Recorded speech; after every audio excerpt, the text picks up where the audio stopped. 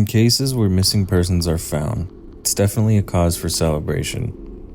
However, sometimes when the missing are found, it can raise more questions than answers.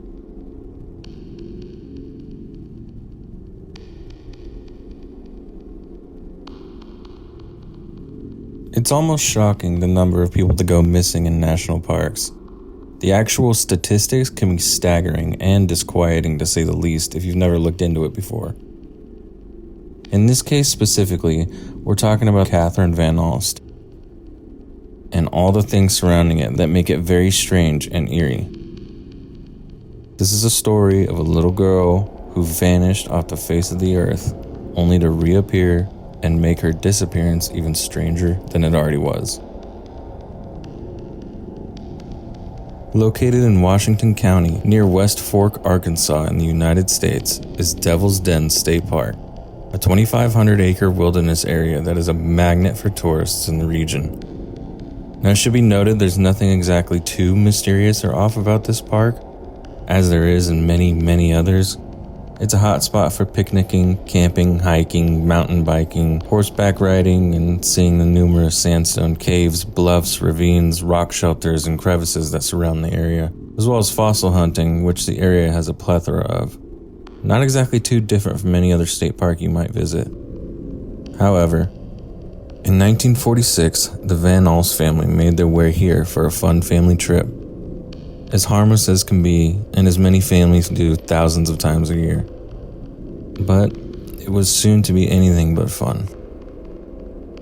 One day the family were near their campsite, and the family's daughter, 8-year-old Katherine Van Alst, was playing in the creek while her brothers were fishing. At some point, she wandered off and seemingly just completely vanished.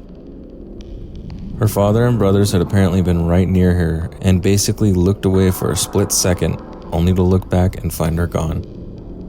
They had thought she had gone off for a bit, or that she'd made her way back to the campsite, which was alarmingly close, and there was no point for concern yet.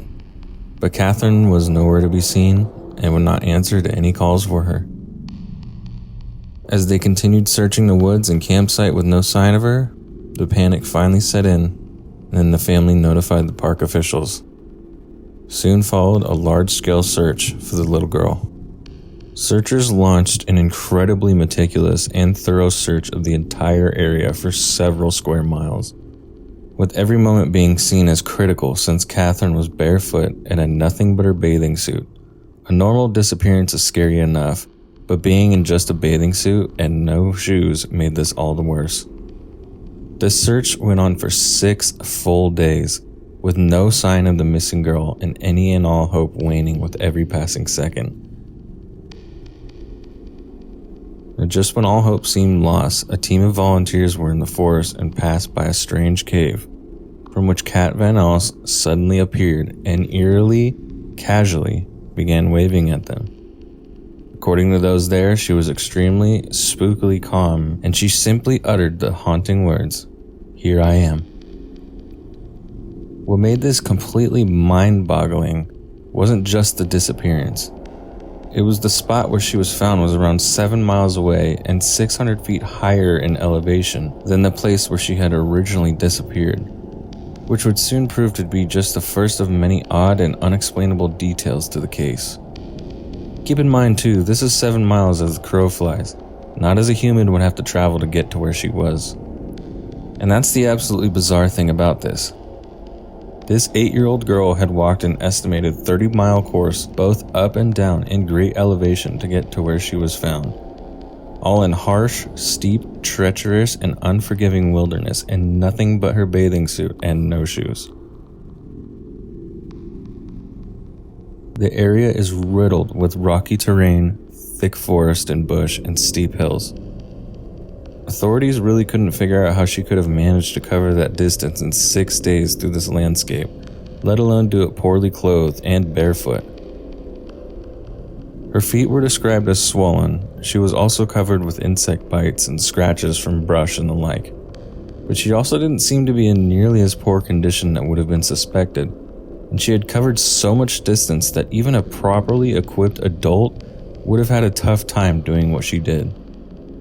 After getting to the hospital for proper care and supervision, she was quoted as saying a few things that again only greater add to the mystery. The young girl would mention that it felt pretty good to be semi-famous and in all the newspapers, but nowhere near as good as it felt to be home. When asked about the area in which she was lost, she had only a few things to say, some being the following: "I'm just glad to be home. I don't like that place." She would also say that she had no idea there were upwards of 200 people looking for her. She hadn't heard a single voice or seen a single sign of anyone at all until that 6th day when she was found.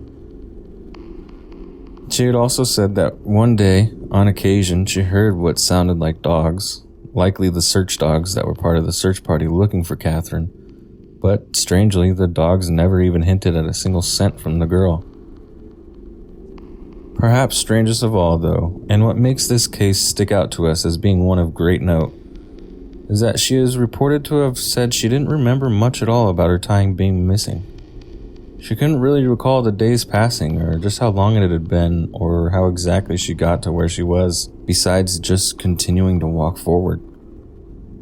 All she can recall was being in the cave where she was found.